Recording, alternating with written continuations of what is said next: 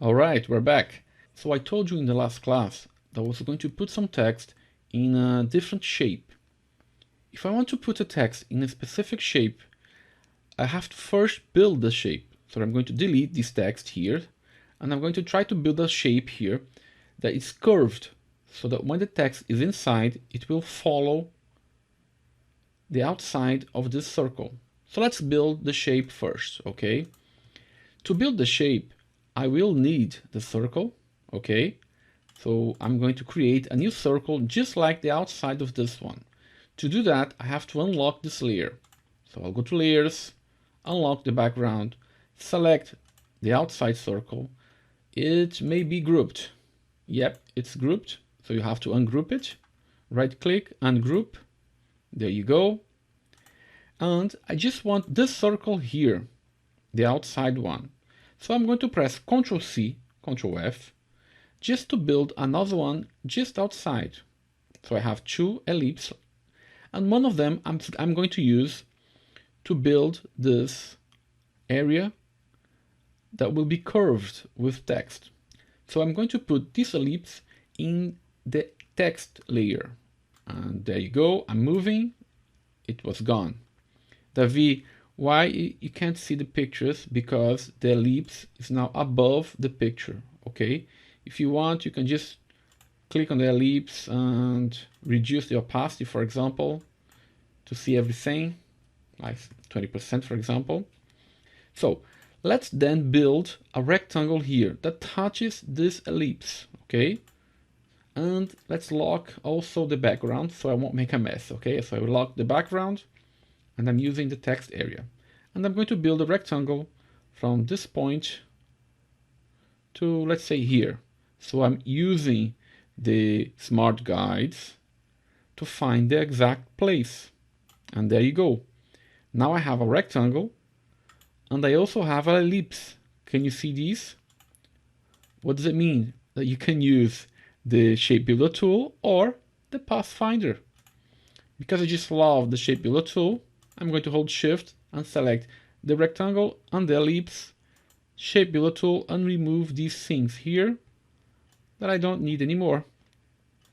There you go. I had a rectangle, and now I have a really cool shape. Ctrl Z.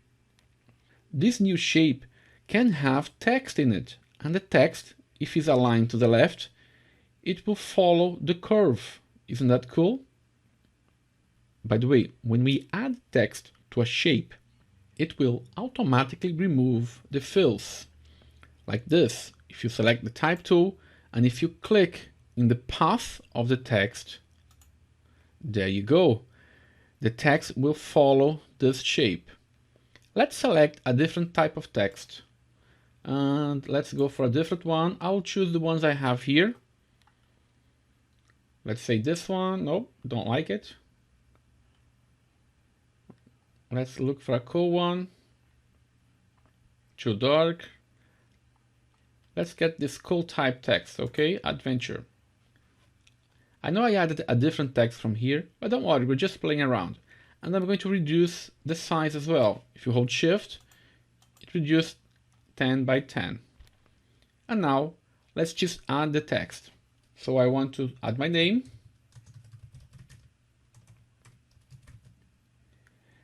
And I can give enter to go to the next line and say, talking about how to get people to watch your IG Live, Instagram Live.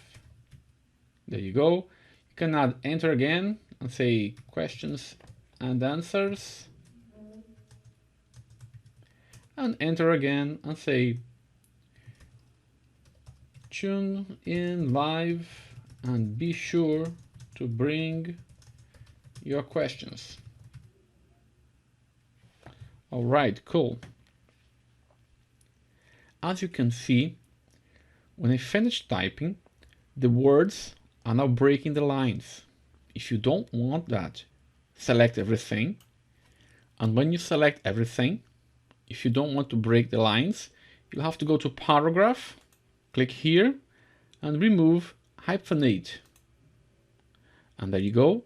Now the word question is beneath. Let's fix some stuff first. So let's select everything and change it to white. In a text area, you can also increase parts of the words. So I've selected only my name, and I will increase it to holding Shift to 40. Okay. Selection tool. Well, I didn't really like this text, so I can also have different types of characters in the same text area. For example, my name is italic, it's the adventure fonts. I can choose a different type of fonts for the rest of the text. It's really up to you. Because my words are touching this shape, I'm going to remove it a little bit. It's touching this shape. It means that the words will be really close to the circle. So sometimes, let me press Ctrl Z, sometimes it's really good for you to select everything and then go to paragraph and make some changes. You can give some spacings between the left indent or the right indent. It's really up to you. So I'm going to increase a few dots. I think 10 is enough. There you go. I give some spacing between the circle and my text. Remember, you have these advanced options for character. Just click once, you'll get the options, and you also have for the paragraph. You click once, you get more options as well. This is it for text in a different area. On our next class, we're going to add a text in a path.